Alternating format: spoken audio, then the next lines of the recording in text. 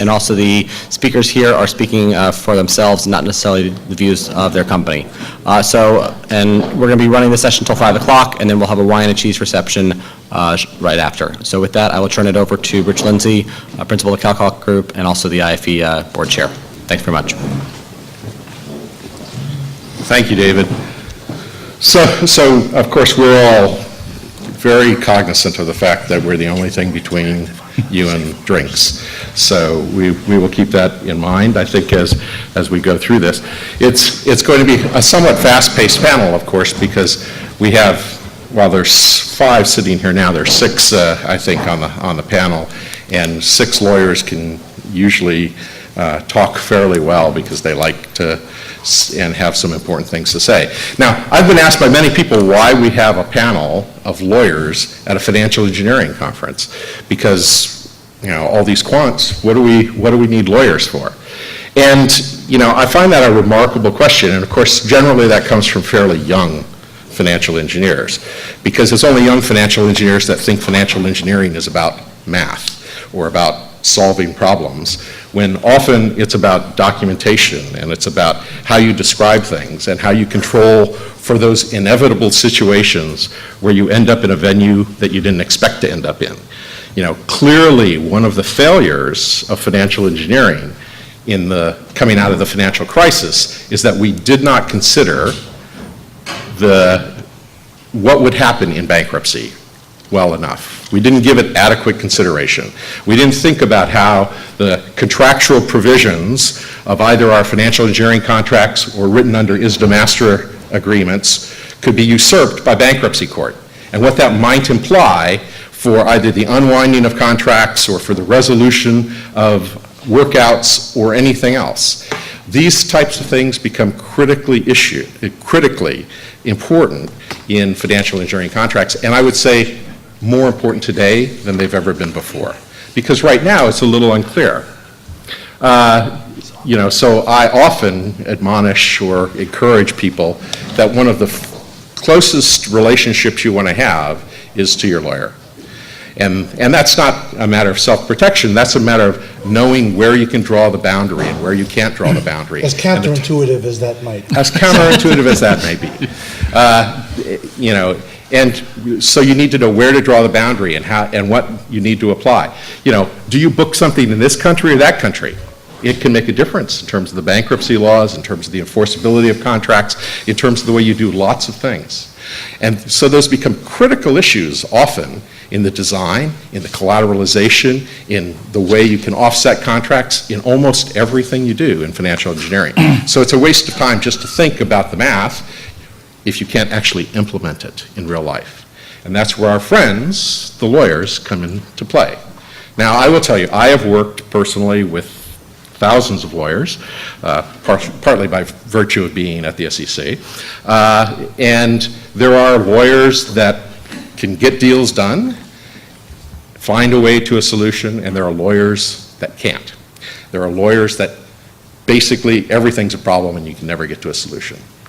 Always in my experience has been that the lawyers that can get things done, it may not be what you want to do exactly. They may have to say, well, you need to do it this way, you need to think about it that way. But the lawyers that can get things done are the lawyers who know what they're doing, that they actually understand the law, the regulation, the rules. We're blessed today by having a panel of lawyers that are just like that. And, you know, they know much more about all of this than I do. So my job is to try to say, sometimes if they're talking about something where none of us understand it, I might get up and say, wait a minute, let's go. But for the most part, I'm going to leave them on their own. Their bios are in the materials that you have. But, you know, these are lawyers that work with this material every day. They're the ones that know how to get things done. So they're the ones that are going to tell us where some of the problems are and where some of the future problems are arising as we go through the litigation, as we go through all of the cases that come out of the financial crisis. And I guess we're going to lead off with Don. Thank you. Sure, I'd like to set the stage for a lot of the discussion that's going to come later. by just walking you very briefly through three basic provisions in the ISDA Master Agreement, the industry standard document that is used to document all over-the-counter derivatives transactions. These three provisions have all been the subject of extensive litigation, which my colleagues will discuss later. Much of it has upended what we thought we knew, and it presents a number of challenges in life going forward as we try to deal with the new legal landscape, which is being shifting sort of as we speak. The first provision in the ISDA Master Agreement, which has been the subject of frequent litigation, is a provision called Section 2A3. It's also referred to as the mutual suspense provision. And it's fairly simple in its application. It simply says that the obligation of a party to perform its obligations is contingent upon there being no default by the other party.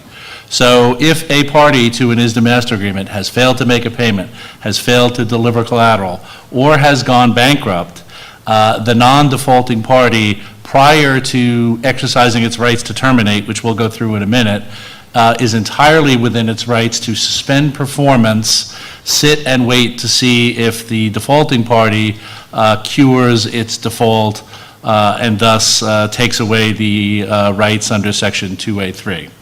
The problem with 2A3 is that in theory it allows a non-defaulting party to suspend performance forever, and some parties have tried to do that, and that has pushed the limits of what people feel is acceptable under Section 2A3 and has resulted in some of the litigation we'll be talking about today.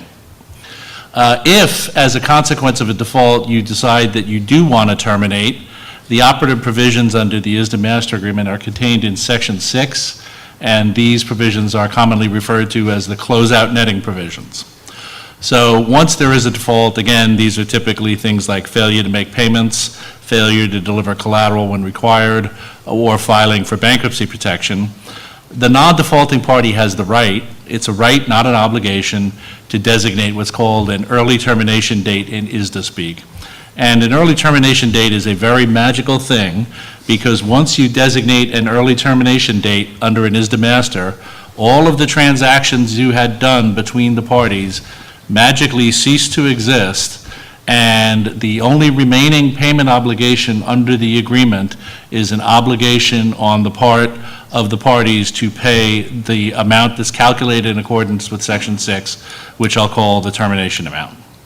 The way you calculate the termination amount is by valuing each transaction, and each transaction will have either a positive value, it's in the money to the non-defaulting party, or a negative value, it's actually in the money to the bankrupt entity, the defaulting party. And once you assign a value to each of those transactions, you sum them, that's the closeout netting part, and you come up with an amount which is payable to satisfy the termination payment obligations under the agreement. That amount can be positive, it can be an amount payable to the non-defaulting party, or it can be a negative amount, an amount payable by the non-defaulting party. And the way the ISDA Master Agreement works, and to some people this is counterintuitive, is that termination payments are paid regardless of their direction. So if the bankrupt entity is owed a termination payment, he is entitled to receive that termination payment. There are several methods by which values are assigned to transactions. The most frequently used is a method called market quotation, which in effect is a competitive bidding process in which the non-defaulting party goes out to other market participants and simply asks them the question, how much would they pay, or would they be required to be paid to them in order to step into the shoes of the defaulting party and perform the remaining payment obligations under that transaction. That's sort of a market-based quotation approach. There's an alternative, which is a so-called loss measure, which is simply a good faith estimate by the non-defaulting party as to the amount of gain or loss that he experienced as a consequence of the defaulting party's default. And then under the 2002 version of the ISDA Master Agreement, there's sort of a combination of the two, which is called closeout amount, which attempts to preserve the flexibility of the loss measure, but nonetheless get away from the rigid quotation by quotation process of the market quotation approach, which in a portfolio having 75,000 transactions is obviously difficult to perform or unworkable.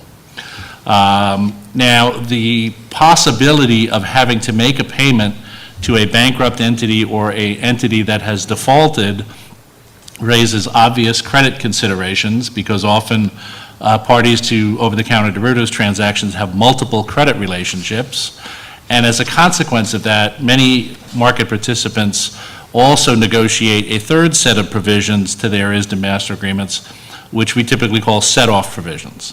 So once you have determined the termination payment payable under Section 6, and you've determined that the non-defaulting party has to make a payment to the bankrupt entity, the non-defaulting party typically will want to make sure that all other obligations that the defaulting party owes to it, maybe there's an outstanding loan that wasn't repaid, maybe there's a set of repurchase transactions or securities lending transactions under which the defaulting party also owes the defaulting party.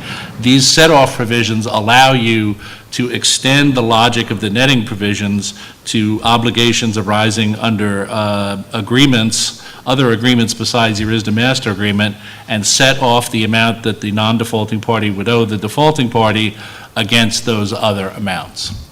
Some market participants also extend that logic to so-called triangular set-off or affiliate set-off provisions, where you extend the ability to set off against a termination payment owing by a non-defaulting party to obligations owing by the defaulting party to an affiliate of the non-defaulting party, or conversely, obligations of an affiliate of the defaulting party. And these affiliate or triangular set-off provisions have also spawned an extensive stream of litigation that my colleagues are going to talk about shortly.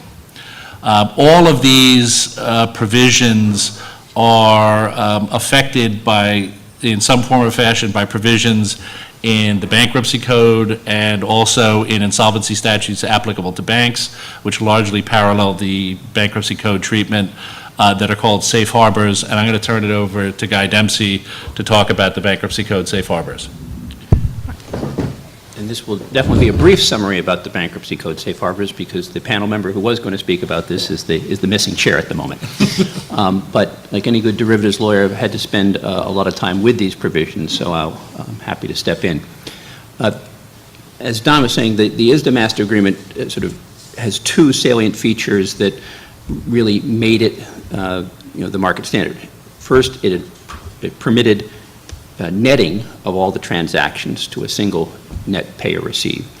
And secondly, it permitted the non-defaulting party to close out transactions in an orderly fashion. The immediate problem that people perceived after they wrote the ISDA agreement, though, is that every legal opinion in the history of the world has had an exception at the end of it saying this agreement is legal, valid, binding, and enforceable except in bankruptcy. And people began to wonder, well, what's the use of the ISDA master agreement if these wonderful netting provisions and closeout provisions aren't enforceable in bankruptcy, because after all, that's really when we care about the document. So the industry embarked on an extremely long and arduous process that it really, I think, is its finest achievement. And ISDA was in the forefront of this, but all the major institutions that are involved in swaps and lots of people contributed. But the net result was changes in the bankruptcy code in the United States and equivalent changes in the insolvency regime for banks to do two things. One is to allow the enforceability of netting provisions, and two is to make the closeout of derivative transactions exempt from the automatic stay that otherwise applies to taking action against an insolvent party after the insolvency has occurred. Both those are, not quite radical propositions, but very unusual propositions from the point of view of insolvency lawyers, because the purpose of insolvency is typically to give the bankrupt party a time to get reorganized, or if it can't be reorganized, to give an opportunity for the trustees to marshal all the assets of the estate for distribution to the creditors generally. But the safe harbors that were created, in effect, give a leg up to any derivative counterparty of an insolvent party, because you can close out your transactions without waiting, and you can also net and therefore not have to pay money into the estate and set it off against the money that the estate would owe you. So these are wonderful things for the derivatives industry.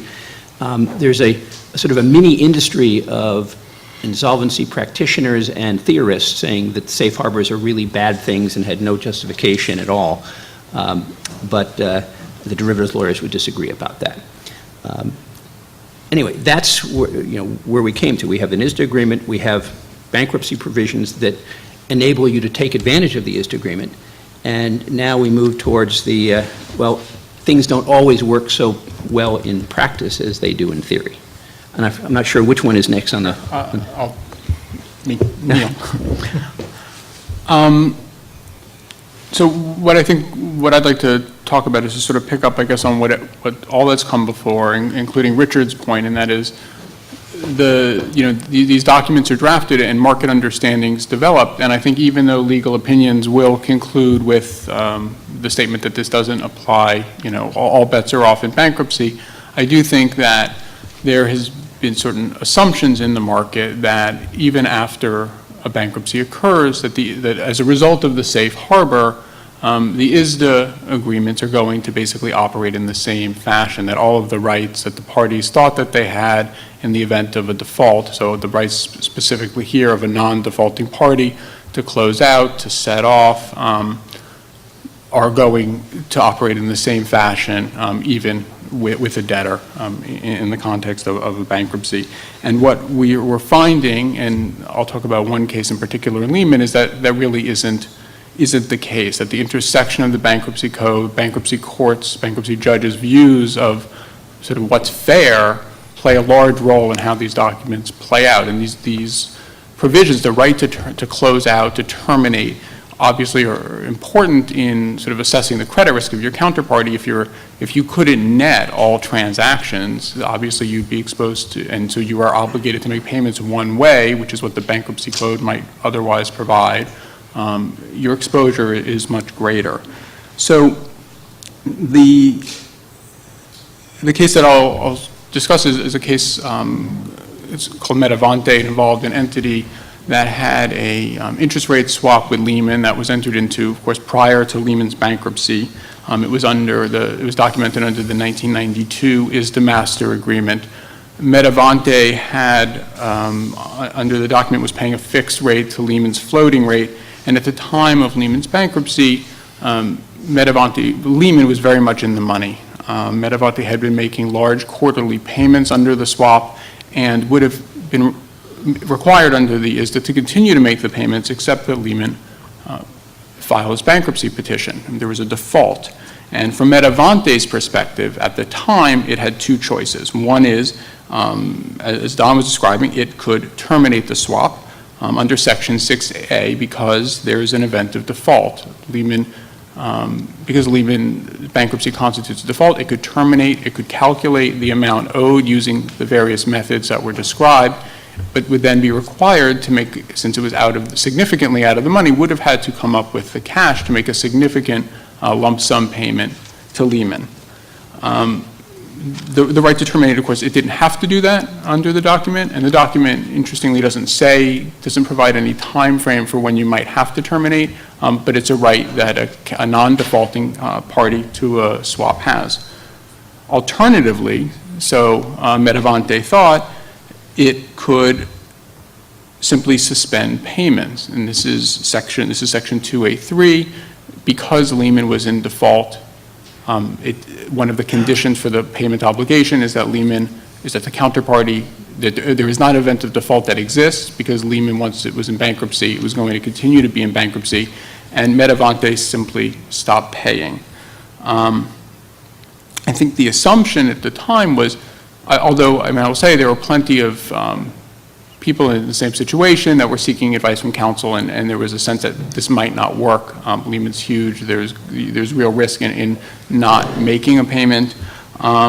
Metavante, and I think a lot of people in the industry thought that that right was protected under the safe harbors. Lehman, however, which would have received a large payment had Metavante terminated, challenged Metavante's conduct with the court and said, we agree that Metavante could have terminated and made a payment to us, but when it chose not to, it was obligated to go forward and to meet its payment obligations under the swap agreement. And the bankruptcy court accepted that argument, and it found that Section 2A3 was not enforceable in bankruptcy. The court, although the safe harbor provisions the court found were limited to, in this context, to the right of Metavante to terminate and liquidate or accelerate its swap agreement. And that's what Metavante could have done, but it didn't do that. And that the provision that permits non-payment falls into what's called an ipso facto clause. It's a provision in a contract that essentially says if one party goes bankrupt, that's a default. So as a result of, if I have a contract with someone, they declare bankruptcy, the contract is void. And the bankruptcy code, as a general matter, does not enforce that. Those provisions are not permitted, and the contract will, when you have certain types of contracts where both parties have obligations to continue to perform, they have to continue to perform until the debtor decides whether to accept or reject the contract. And the court found that Section 2A3 functioned as an ipso facto clause and therefore would not be enforced. And so Metavante was in the position of violating the automatic stay. It was outside of the safe harbor, according to Judge Peck in the Lehman bankruptcy, because it was depriving the debtor of payments that it had the right to have, and said therefore it had to continue to make the payments. It actually had to make all the back payments. It paid it ultimately settled, but it had been ordered to pay interest at a default rate, which was quite high. And the court went further to say that Metavante could not even terminate, even at this point, notwithstanding the fact that the document doesn't have any time limit. It said Metavante basically would be able to ride the market, see which way interest rates went, and the court wasn't going to permit that, sort of ironically, or maybe not ironically, but shifting to Lehman the right to ride the market, because Lehman could decide at a later date whether or not it was going to accept or reject the contract.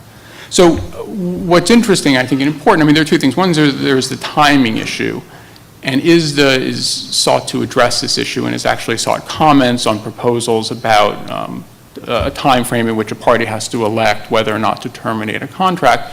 But more interestingly, I think, as a general observation, is that these sort of assumptions and I think pricing based on certain assumptions that have gone on when things went well didn't really turn out, at least in this case, which is an important one, when it intersected with the sort of reality, the law and also the realities of bankruptcy court. And there's the more general issue is whether or not this decision suggests a significant narrowing of the safe harbor, and so that the provisions, and raises the question, and I guess this is a question that I would sort of want to open up to others on the panel, is whether or not Metavante, the provisions of the master agreement and the swap agreements really have now been limited or are not going to be applicable in the same broad sense in which many thought they would have been under the safe harbor.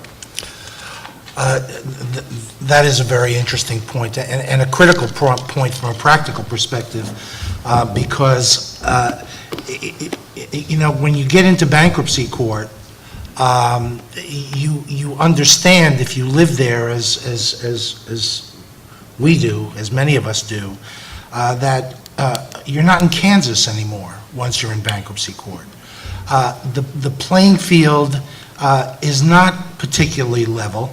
There are a lot of factors that enter into that equation. And if you're going to look to a judge to construe a statute, and the judge is going to have the choice to construe it narrowly so as to lessen the impact on the debtor company and perhaps dash the expectations of the non-debtor, non-defaulting counterparty, it's almost predictable what that choice is going to be. You know, it's interesting because going back to the Enron bankruptcy, where, and there are some parallels, where a lot of these derivatives in the energy industry were in play, and Enron actually created that market. You'll see, and I kid a colleague of mine who was involved in that case, that there was almost a concerted effort never to get these decisions in front of a judge, to try to resolve them.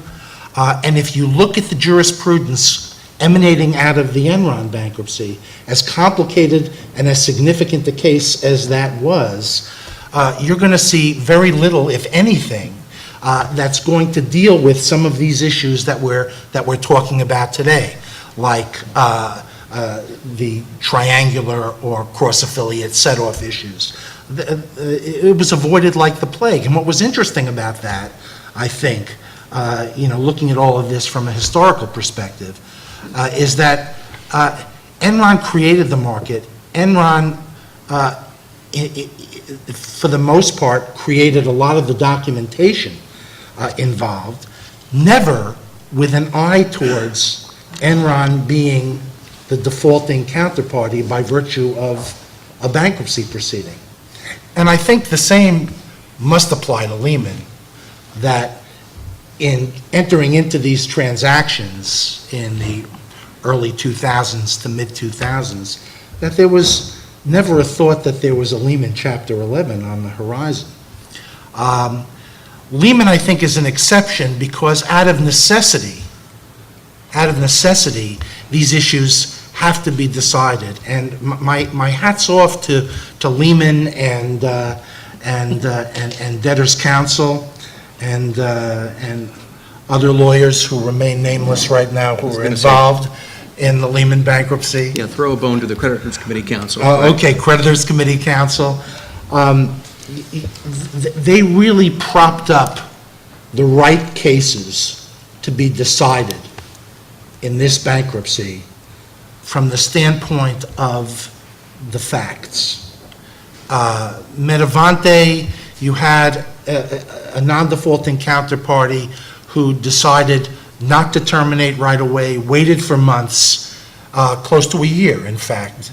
And it's almost predictable that a judge was going to say, use it or lose it, and they lost the right to terminate on a straight waiver theory.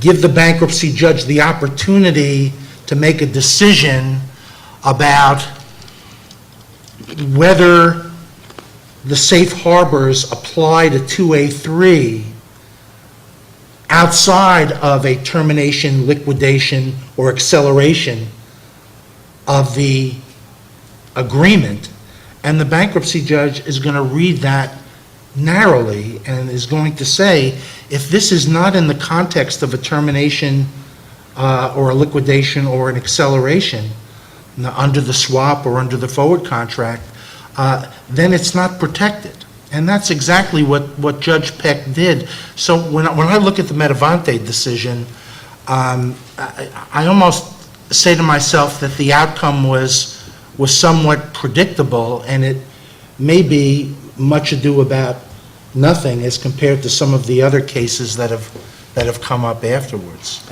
I'd agree with that. I think Metavante was a bad facts case.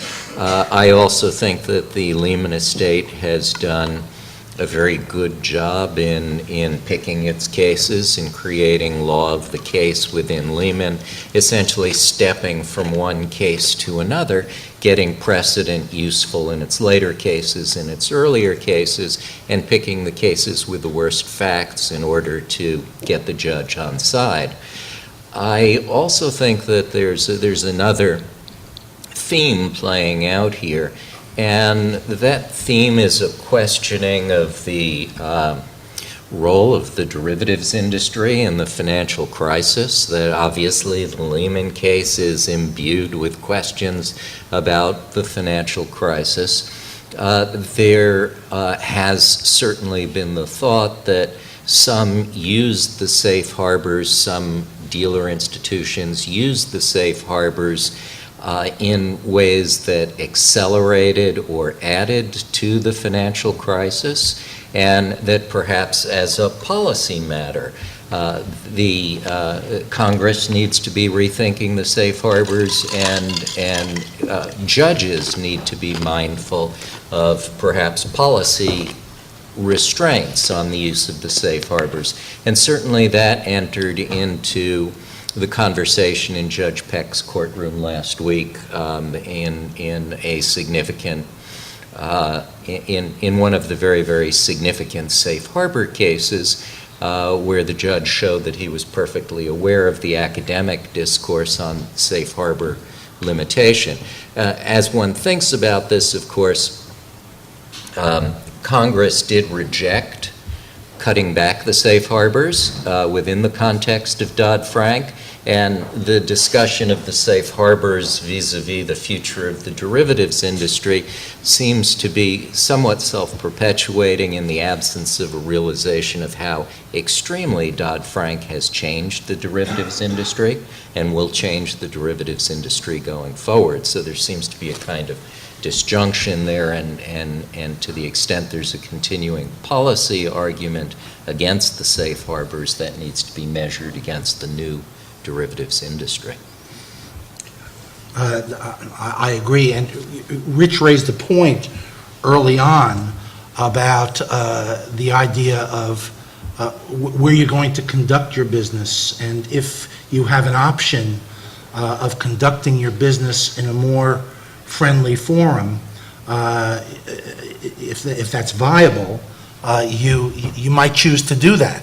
And the Metavante decision is a good example of that as well, because faced with similar facts, obviously not faced with a bankruptcy code and faced with a different statutory scheme, but faced with similar facts and some similarities in the statutory scheme, courts in both the UK and in Australia have upheld a non-defaulting counterparty's right to withhold payment under 2A3 post-insolvency filing. Yeah, that's certainly right. I mean, the English courts seem to have really bent over backwards in order to give sophisticated parties the right to agree in their contract. The 2A3 option, effectively, coupled with the option, not the requirement, under Section 6 to terminate, are viewed as just two options by the English court. And if you read their decisions, they really do seem to stretch out really wild scenarios about, well, if we don't give effect to, if we don't enforce the option under 2A3, then all these weird things could start happening under the contract. The U.S. Bankruptcy Court, however, in the Metavante case in particular, was really, very clear, faced with the kind of the bad facts that have been discussed. I mean, Metavante, didn't terminate the transaction. They were sitting on their hands. In fact, they had actually replaced the risk that was under their transactions with Lehman with another counterparty. So they had gotten kind of the benefit of the safe harbors. They were able to replace their risk. They ignored the judge effectively when the judge told them that he was kind of leaning toward Lehman, maybe you should settle. Several months later in the hearing, the judge asked, well, did you even try to settle? And Metavante said, no, we've been kind of busy. So again, faced with that background, it's very easy to see why the judge said, well, it's been a year, you've lost it. But isn't there something to be said in terms of the decisions of the English court, and obviously relevant to the people in this room, that, to the extent that there are market expectations and that there's a statutory scheme through the safe harbors in order to maintain those market expectations even post-bankruptcy filing, how do you square that, with a narrower reading of those statutes as against facts where the transaction, obviously, and the intention of the parties to the transaction was fairly clear? Well, I mean, I guess you wonder what the intention of the parties really was. I mean, if you can see 2A3 as really setting out kind of a common sense rule that, well, look, I shouldn't have to perform to you if I'm worried that you're not going to be in a position to perform back under this transaction. if you can posit a set of facts where I have fully performed to you, but then I happen to go into bankruptcy, should that in and of itself give you the right not to perform back to me? So that's kind of a factual issue that has come up in a lot of these cases that the parties probably didn't really anticipate when they were drafting their ISDA. Right. Well, it's interesting because that's, Judge Peck in his decision said that once Metavante did not take advantage of its right to terminate under the safe harbors, their agreement became a garden variety executory contract. And under the case law, which is clear, that the non-debtor party to an executory contract needs to perform even while the debtor may not be performing and deciding what they're going to do.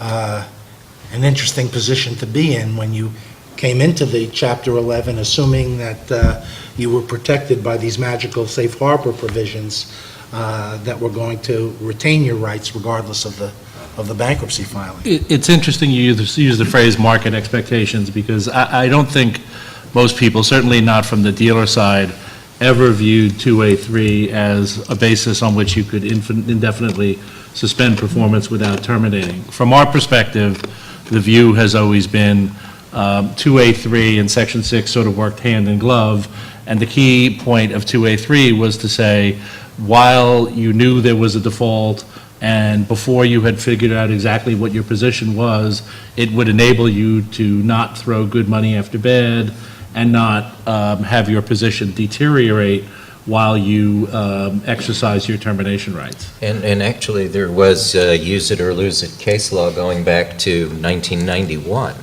The case law was sparse. But that said, expectations did arise in any case. And I don't know if someone has the brief on the perpetual case. In the Bank UK? of New York case, here and in the UK. But I think there's a case of market expectations, and market expectations in a really big way that's worth discussing. Oh, yeah. Well, it's on my list. Okay. I'm sorry? On this topic, can I just ask a question? Sure. John, Sure. in terms of your hat and the rest of you in terms of your clients, in light of this 2A3 issue, are you recommending that your clients, or are you, in your case, changing the way you think about counterparty risk, changing the way you think about potential future exposure or collateral requirements based on this uncertainty? No, we're letting the regulators do it for us. As I said, it was certainly always my view that 2A3 was intended as a very temporary right, which could be valuable to you, but needed to be exercised tactically, and was no substitute for terminating agreements, even in cases where you would have to pay a bankrupt entity. I think part of the problem is that when you get into the end user space where the dealer defaults and you have the little guy who is cash strapped and doesn't want to pay out 30 or 40 bucks on a derivative that's terminated, the calculation for them is quite different, and the temptation to use 2A3 in a way that it was never intended becomes irresistible. Of course, there is a little bit of controversy about what 2A3 was intended, because I think Don expresses the very rational view, yet you have an English court, which I think Mickey's going to tell you about a little later, looking at the exact same words and saying not only is this enforceable, but it actually yields a result that you don't have to pay anything ever to the counterparty. So it's not just what the words say, it's who looks at the words and interprets them that can give you an outcome. So, you know, on one level, a rational response to the Metavante case and these UK cases is say, you ought to change your governing lawyer contracts to UK law and move to the UK, and you'll be in much better shape as a derivatives dealer. Again, absent Dodd-Frank. Right. Well, you know, moving along a little bit to some of the other cases, and we'll talk about two more in the limited time that we have. And again, keeping the theme of market expectations and, your expectations with respect to what's going to happen with these agreements once there's a Chapter 11 filing. There was another case decided by Judge Peck called Swedbank, where the issue was not a 2A3 issue. The issue was a set-off issue, and whether you needed what's called mutuality, which is a term that us bankruptcy practitioners are very familiar with, in order to enforce set-off rights post-Chapter 11 filing. And what's mutuality? Well, essentially, in its simplest form, it's mutual debts owed from the debtor to the non-debtor, creditor, and from the creditor to the debtor, that stem essentially from the same transaction, and that both arose prior to the bankruptcy filing, as opposed to post-petition obligations, where the magical line, once a debtor files for bankruptcy, you enter into the post-petition period.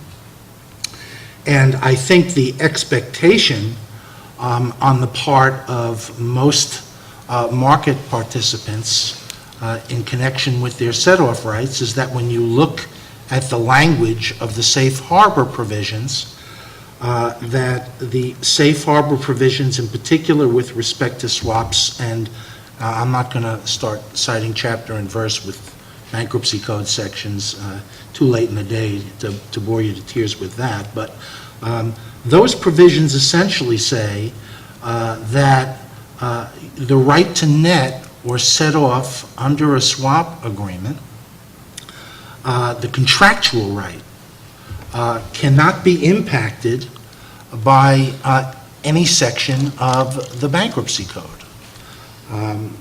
I'm paraphrasing, I would never use that language if I was especially arguing in front of Judge Peck, but that's essentially the feel of that provision. So taking that a step further, the expectation always was that you don't need mutuality under Section 553, there I go, of the Bankruptcy Code in order to effectuate set-off rights under a safe-harbored contract.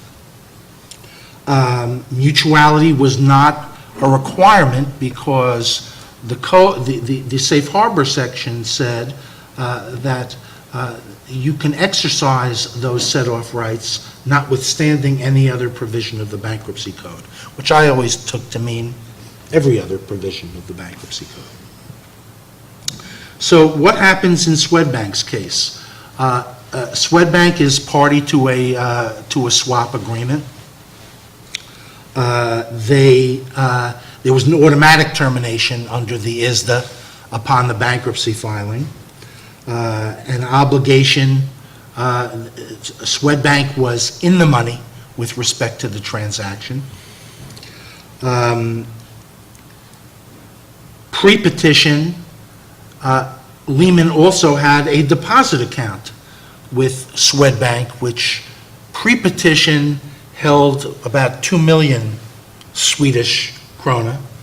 But after the filing, and despite the fact that Swedbank put an administrative freeze on the deposit account, Lehman and other Lehman entities kept on depositing money into this account to the point where the balance rose to about 85 million Swedish krona. It must have been the sound of pennies from heaven. I think, well, you know, as far as Swedbank was concerned, it Right. was certainly pennies from heaven. But, you know, and therein lies the rub and the theme that you saw in Metavante, bad facts for Metavante, that you see in Swedbank, bad facts for Swedbank, great poster child for the debtor with respect to this issue. Because if you look at what happened, And the district court, who affirmed Judge Peck on appeal, pointed it out in black and white by saying that it was just the strict fortuity that money kept flowing into this account post-bankruptcy that Swedbank claimed it could use and draw on to set off against the obligation that Lehman had to it by virtue of the termination of the derivative contract and its in-the-money position. Swedbank insisted in its arguments that it had the right to set off, that acknowledging that the set-off was not of a mutual debt. Why? Well, there are really two reasons. One is less articulated than the other. The obvious reason is, as I indicated earlier, a mutual debt has to be pre-petition on both sides.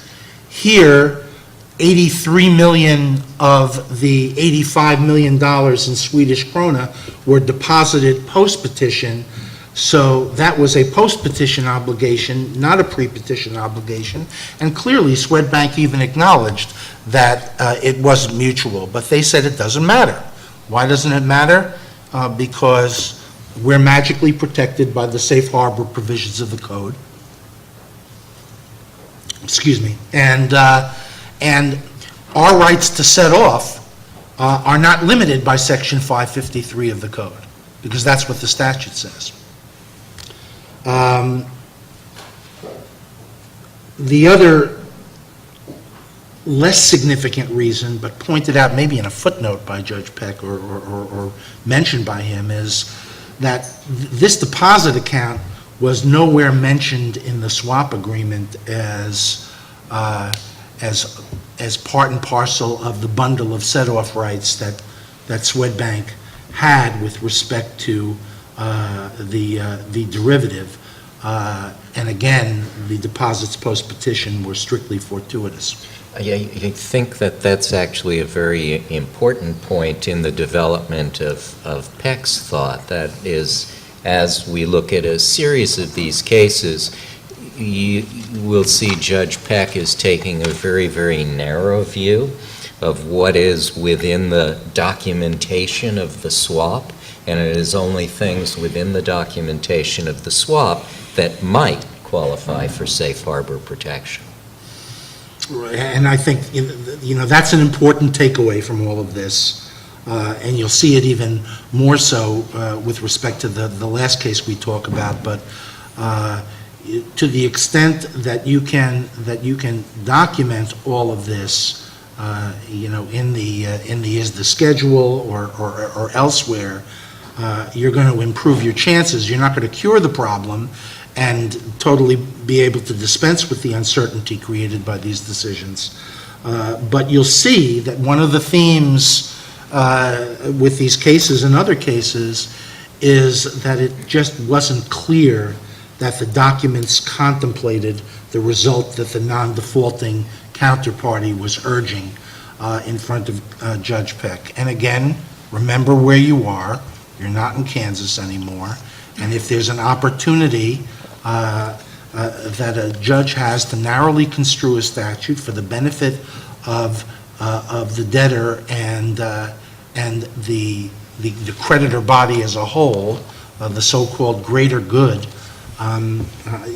more often than not, a bankruptcy judge is going to take advantage of that opportunity.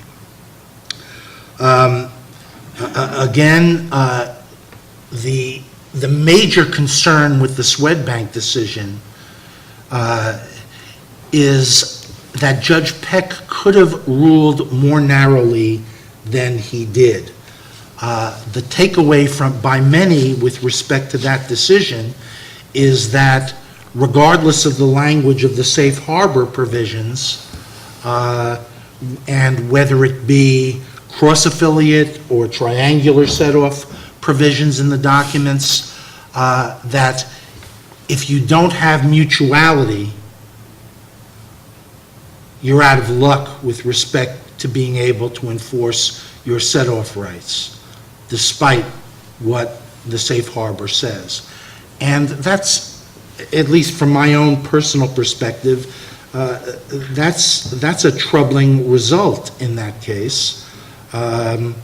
So troubling that ISDA actually filed an amicus brief with respect to the appeal to the district court, did not take a position as to how the case should come out as between Swedbank and Lehman, but focused more on the fact that the safe harbor provisions don't only focus on the inapplicability of the automatic stay to be able to terminate post-petition and set off, but that the set-off rights, as long as they're clearly in the document by contract, should be protected as well under the safe harbor provisions. They wrote a very strong brief in that regard, which was accepted, but Judge Buchwald really didn't pay attention to that too much in her decision, affirming Judge Peck, but I think focused a little bit more on the fortuity of the increase in the account post-petition. So again, you see bad facts being utilized to come to a conclusion that is more troubling across the board with respect to the enforceability of non-mutual set-off rights under derivatives, which when you look at the safe harbor provisions, one would think that that is fundamental to the protections that were supposed to be provided to non-defaulting counterparties under these agreements. Getting a decision on mutuality in general. And that is of the pre-petition, post-petition question is really of very little concern to the market as a whole. But what is of concern to many in the market is the question of multiple party set-off, where you actually have truly different parties. For instance, one affiliate group facing another affiliate group, and questions of the permissibility of cross-affiliate set-off. Certainly there are a lot of parties in the market who have taken a position on that, and one can see that a case of that sort will likely be the next step in the evolution of the Lehman case law, where the Swedbank law of case on mutuality and Judge Buchwald's decision where she chose to follow Judge Peck in ruling broadly rather than narrowly will provide a basis for someone who has exercised cross-affiliate set-off to, if I were to guess, take a hammering. There's also, I think, sort of another area that really hasn't played out through decisions, but I think we've all observed, and that is just going back to some of the rights. One, the right to this 2A3 right, but then the more frequently exercised right and the right of termination. And you have a little bit of a damned if you do, damned if you don't situation, because what you can observe without much detail is that Lehman is objecting very broadly to the valuations of the non-defaulting parties. So under the documentation, one of the rights of the non-defaulting party is to calculate the amount at which you're going to close out your position, and it was done to describe the market quotation procedure and the loss procedure, and there is no decisions of which I'm aware that have sort of addressed this, but what you see is Lehman objecting to a significant, I don't even know how many omnibus objections to value derivative claims where they're whacking claims back by millions and millions of dollars, and without providing any explanation at all other than reference to some, what they describe as a mid-market valuation and other things that they look at. And the very sort of process of challenge, so you have these non-defaulting parties who are now forced to defend their valuation, which is not something you would typically have to do outside of a litigation with a real challenge to the sort of good faith and commercial reasonableness. And you have what are taking place in mediations and what's sort of pending is a significant dispute on the right of non-defaulting parties to conduct evaluation. And at least in the proposed plan of reorganization that Lehman has filed,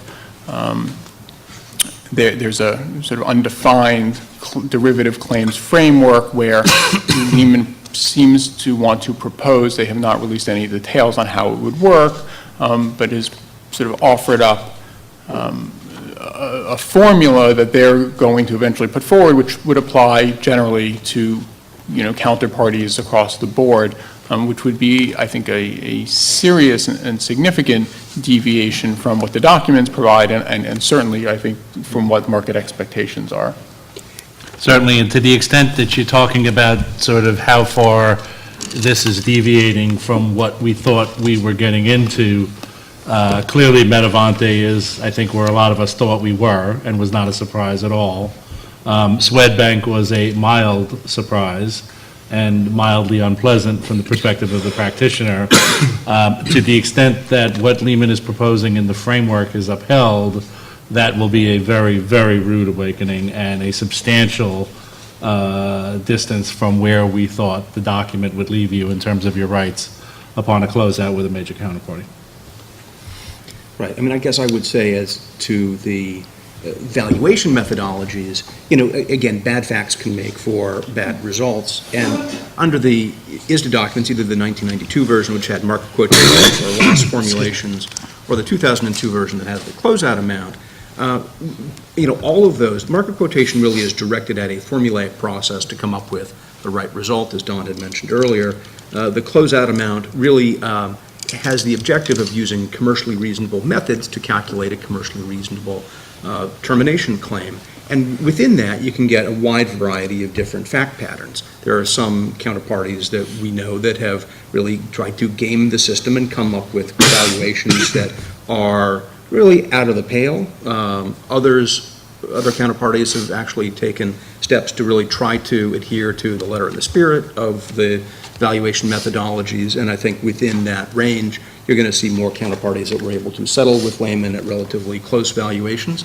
Other counterparties that have maybe tried to be a little bit egregious or game the system are going to be held to the standards within the documents. The framework that I think is being proposed is going to be one that's interesting.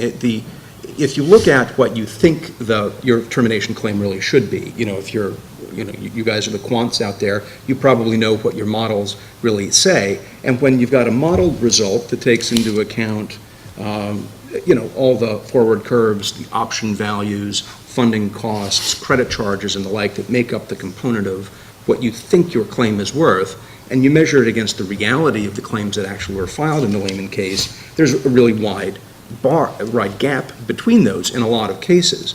And so, from, again, playing the devil's advocate here, from the Lehman perspective, you could say that they're surprised by the real-world claims that people have been filing against the modeled values that they thought their portfolio actually had. And so breaking down, why is there that kind of difference, I think leads to a lot of different interesting paths that you can take.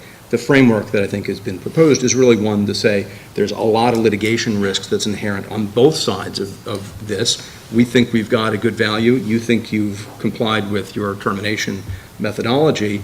And so somewhere, because we're so far apart, we need really just to set out a framework that's going to apply to everybody that hasn't been able to settle, so that we know that every counterparty is going to be treated the same. Maybe they won't like the way they're being treated, but at least one counterparty doesn't have to worry that another is getting a better deal and that they're being picked on. How much of that is bid-offer spread rather than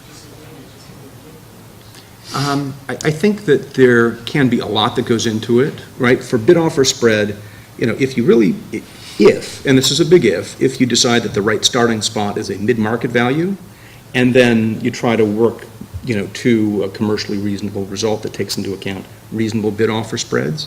I think you first have to try to net the portfolios, so if you've got a lot of different transactions, there are some that have huge portfolios. The 75,000 trades, I think, is one that Don had mentioned. Obviously there are going to be some, countervailing exposures. Maybe you're long one position, short under another transaction in that same position. How much do you have to net? Once you do that, then are there other kinds of netting that should go on? The ISDA doesn't specify any of that. It really just says you need to come up with a commercially reasonable measure of your real damages. You can net down, and then at that point, you really start thinking about the real-world add-ons that there are to a mid-market valuation. Now, when you're entering into a settlement framework, you're really dispensing with the documentation, just trying to come up with a common approach to getting toward the goal line without years and years and years of expensive litigation. Yeah, the real-world problem you face in a situation like Lehman is, on the one hand, you want to do things quickly to eliminate the look-back option. But doing things quickly limits, for instance, the types of expansive netting that Eric is talking about, because a lot of that requires netting across desks, maybe across asset classes, across geographic regions, and when you're trying to do all of that with a large portfolio in the space of 2 or 3 days, which is the expectation of the estate in terms of closeout timing, and also, which frankly we wanted to do to eliminate the value of the look-back option, it becomes very difficult to satisfy both of those masters in a way that's meaningful and has integrity. Yeah, I don't disagree with a lot of that. Well, I'm going to briefly talk about the third case we wanted to lay out, probably the most complicated of the three, but I'll talk about it briefly since time is short and we want to be able to field a few questions before the end of the program. But that's the Bank of New York case involving the flip clause in the CDO documentation, where there was a priority in the collateral to the swap counterparty, except under circumstances where the swap counterparty was in default. And again, you have a default based upon the bankruptcy filing, which led to all kinds of hair on this particular case. But to the extent that there's a default by the swap counterparty, then the priority is flipped to the note holders, and the note holders get a priority with respect to payment of the collateral. Bank of New York had litigated this in the UK with a note holder. Lehman had intervened in the UK proceeding. Bottom line, and you're going to sense a theme here, that the UK court ruled that the flip clause was enforceable. It was upheld on appeal, but then Lehman also commenced an adversary proceeding, a lawsuit, within the structure of the bankruptcy case, asking Judge Peck to declare the flip clause unenforceable under the ipso facto prohibitions that we discussed a little earlier, and also asked Judge Peck to rule that enforcing the flip clause would be a violation of the automatic stay because there was a property right vesting in Lehman with respect to its priority in the collateral in advance of any default that was being impacted. All kinds of timing questions here, whose bankruptcy controls for purposes of triggering the automatic stay and prohibiting the enforceability of the ipso facto clause. Judge Peck made a very, very novel ruling in this case, and I'm not speaking out of school because he would be the first one to admit, and in fact, if you read his opinion, he indicates that it's a very novel ruling, and what Judge McMahon in the Southern District categorized as a game changer, I think was her language. But the bottom line here was that Judge Peck ruled that, number one, contrary to what most bankruptcy practitioners assumed to be the case before this ruling, that the filing of the credit support provider, which was the holding company, and that was on September 15th, that was the filing to look to for purposes of dealing with the ipso facto clause, not the filing of Lehman Brothers Special Finance on October 3rd. Now, query, and I asked my colleagues to chime in on this, but and Judge Peck mentions it, since the designation of the early termination date was not done until December 1st, subsequent to the Lehman Brothers Special Finance filing, was it necessary for Judge Peck to essentially look back to the parent company credit support provider filing in order to further support his ruling that the ipso facto clause precluded the enforceability of this flip provision, and that ultimately it violated the automatic stay. Totally contrary to the holding in the UK. Again, what are market expectations here with respect to the flip clause? Again, certain factual points that I think were important in propping this up, again, as the poster child, with regard to what really amounts to an $8 billion issue on these types of transactions in the Lehman bankruptcy.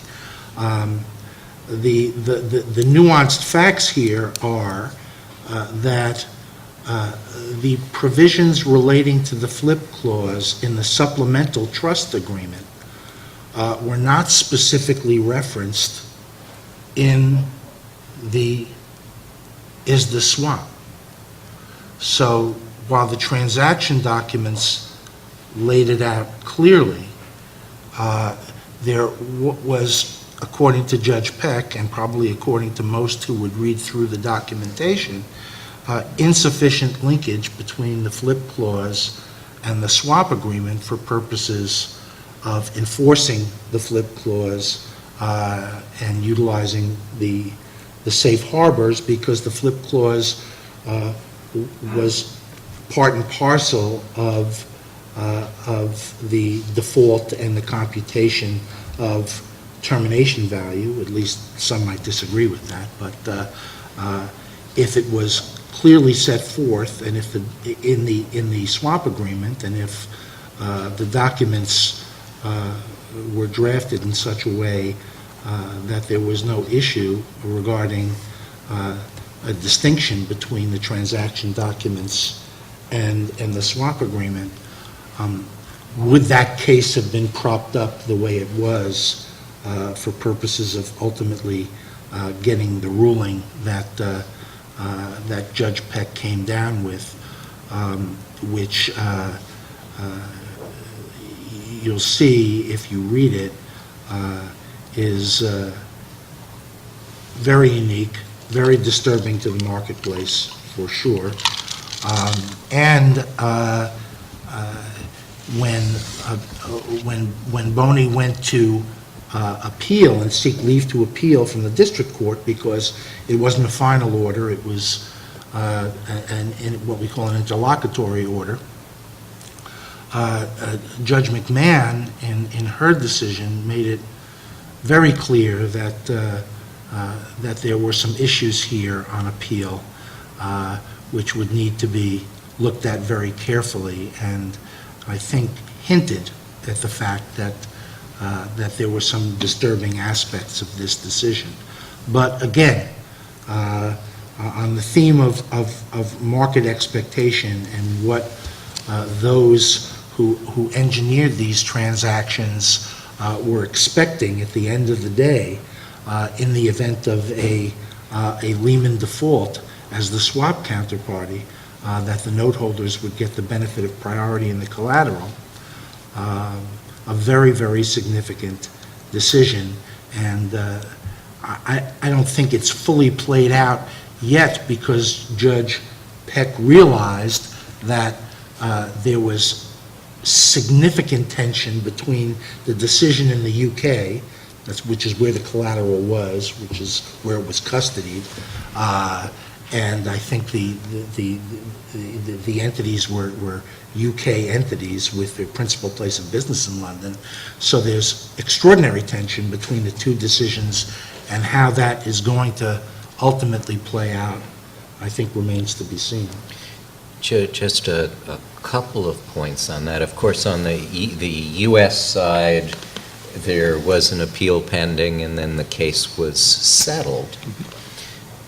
So we don't get an appellate review, though we do have Judge McMahon's inference that there might be certainly reversible issues. In terms of market expectation, flip clauses are common as dirt in structured finance transactions. In fact, they were required by rating agencies on the theory that the swap counterparties, or if the swap counterparty's rating were not to be determinative of the deal, then a swap counterparty's failure would have to not upset the distributional apple cart. And so the reason for the flip clause was to move a failing swap counterparty out of the way of payment to other parties in the deal. And I don't know that the world of securitization, structured finance, has yet adjusted to that. In part because there has been World? Yes, there's so little left to the world. The last point having to do with expectations is we've been talking about the engineers of the deal. This deal was engineered by Lehman. Lehman was all over this deal. They organized the deal. They were also swap counterparty for the deal. They provided the documents for the deal in which they had the risk of the flip clause.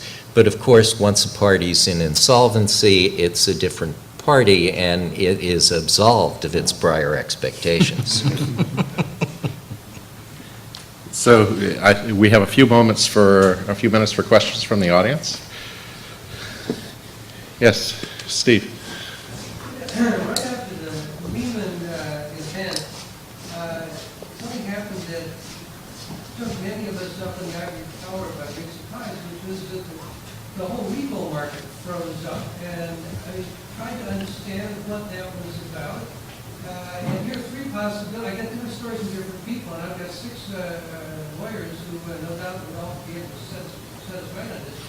But there are at least three different things that are possible. One is that the issue was, if the counterparty goes bankrupt, can you keep the collateral? And it seemed like there was some doubt about that, and that's why everything froze up. And my question is, was it that this ambiguity was always there and we didn't quite recognize it? Or was it that it never was there and the firms that were unwilling to enter into repo agreements were just being overly cautious and doing things they didn't have to do?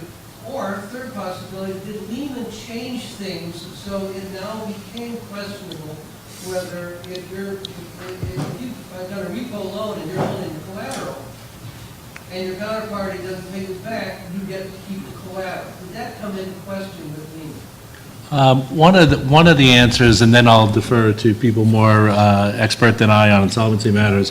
One of the issues that came up was a purely business issue, which is As the repo market had morphed over time from a market that was largely financing treasury and agency positions with very minimal haircuts because of the high credit quality of the collateral, which is how the repo market started out, it gradually morphed into financing a much broader variety of assets with a much different credit risk profile than you saw in the treasury and agency market.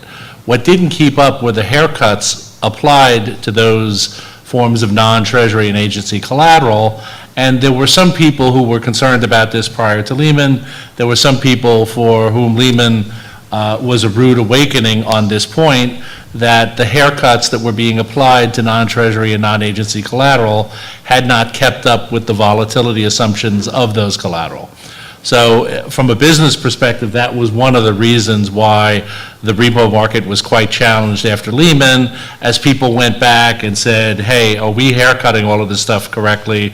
And until we figure out whether we are or where we're not going to do anything.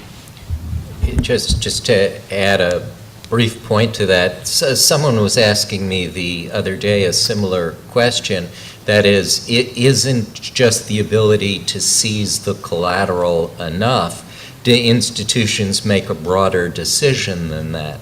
And I think that in addition to the points Don raises, there is just something, certainly in the midst of a financial crisis, where institutions will ask themselves, if there are just unknown risks in doing the business, is the situation so unstable that you don't necessarily have to focus on safe harbor rights. You're just worried about who your counterparty is, what your counterparty's worth, and whether there'll be a payment system at the end of the day. So it strikes me that some of the things that we actually heard today play significantly into financial engineering and into risk management, maybe in particular. You know, part of what we heard is different interpretations of the same document in different venues. So if I'm a U.S. entity doing business with an Australian entity, now I might want to think about what that means if my Australian counterparty goes bankrupt and where there's an interpretation of the document. And we may want to think about what the collateral requirements need to be on each side associated with that. The other thing that I think, was persistent throughout the cases that were discussed were bad facts make bad rulings, therefore make bad precedents for everything else. And it shows that if there's kind of sloppiness in the execution or implementation of deals, that can end up affecting a myriad of deals beyond the one or two where there was sloppiness. And that needs to be paid particular attention to, that documentation, the completeness, and the performance associated with those things make a difference in terms of how these may get interpreted in the future. I guess I would say, even if you've done a contract 100 times, in today's world, you probably need to talk to counsel again to make sure that you're covering the bases, given the evolving nature of the cases, the evolving nature of the regulations. There wasn't really a lot of talk about the Graham-Dodd implications associated with OTC derivatives, but there are some. I'll go back to where I started. Lawyers are a good friend. Make sure you rely on them and use them. And please join me in thanking this panel.